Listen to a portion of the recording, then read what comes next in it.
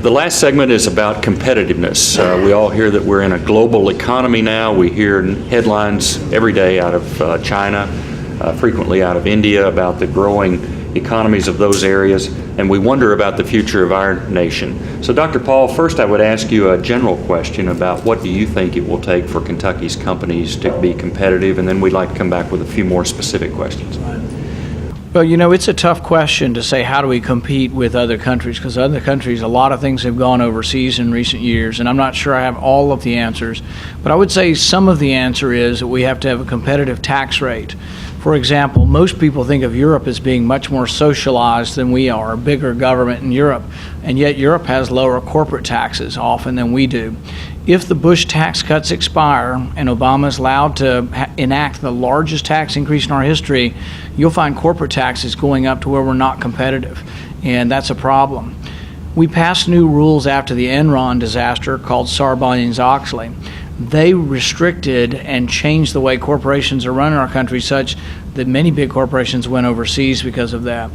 We have 79,000 pages of regulations. If you stack the Federal Register vertically, it'd be 30 feet tall. Estimates are that regulations cost our economy $1 trillion. If you want to compete with foreign countries, you need to not make your regulatory burden on your businesses here more onerous than other countries have. You need to make your taxes competitive, if not better. In fact, we need to probably be less onerous as a government than other places, because other places have cheaper labor. But it's not just cheaper labor that outcompetes us. It's cheaper labor, more onerous regulations, and higher taxes. We can't control much of the labor costs being cheaper in other countries, but we can control regulatory and tax costs in our country.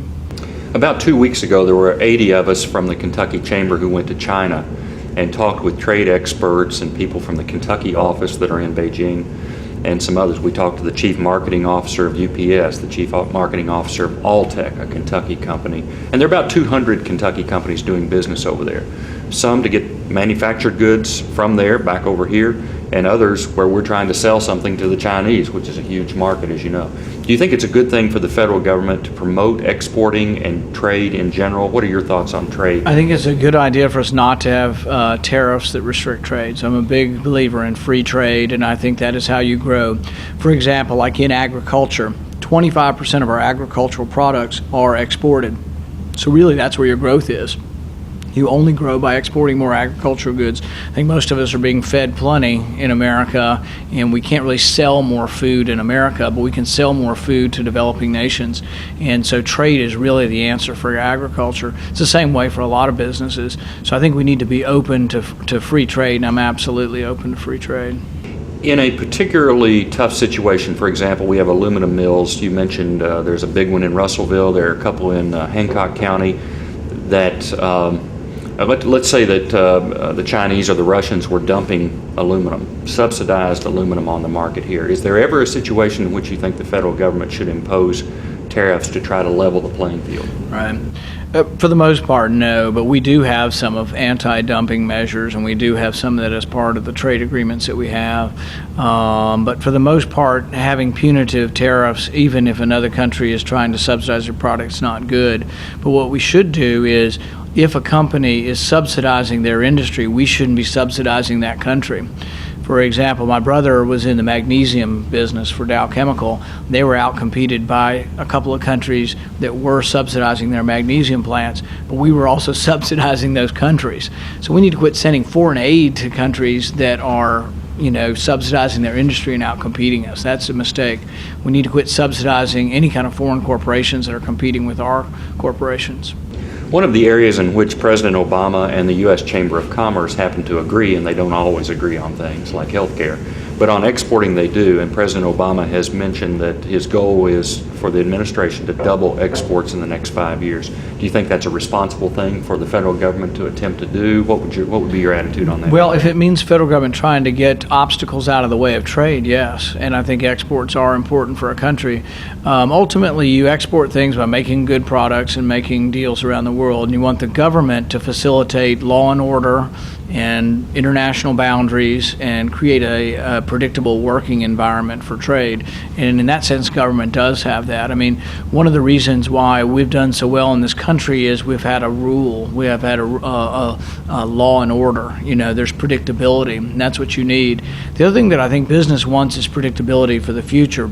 It's kind of why, like when you do a stimulus package like Bush did and gave everybody a $250 check, it means nothing and is absolutely bad economic policy. You give it out and it disappears in 3 weeks.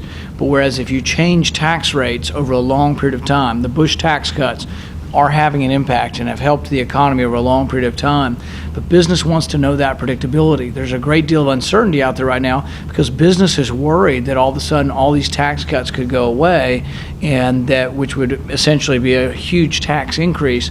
And that's the concern, is that predictability. So I think you help exports and you help trade by giving predictability, lowering barriers, lowering taxes, and lowering regulations.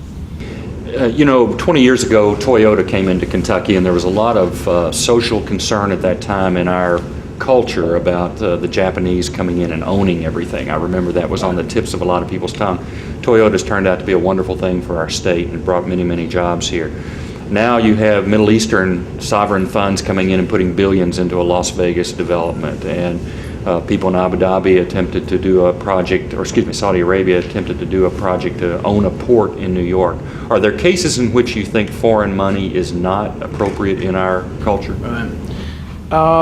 Sometimes, and often when we have ownership where we own things in other countries and other countries own things here, particularly if it's individually done, it causes us to be interrelated and I think less likely to go to war, which is a good thing.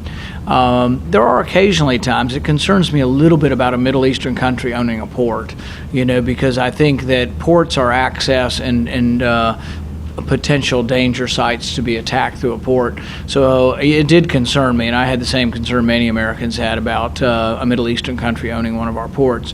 I think they pointed out at the time that they do some of the port work in other parts of our country too. But really what we should always be doing is trying to free up and get obstacles out of the way of American companies to own things and to have ownership in our society. The thing is the Chinese own a large amount of our debt, and you can see them converting that probably and buying a lot of things in our country. But that's because of bad fiscal policy. That goes right back to government running $2 trillion deficits. If you're going to run deficits, someone's going to buy your debt, and right now China's buying a lot of it. And ultimately, does that mean China ends up coming over here and buying a lot of things? Maybe.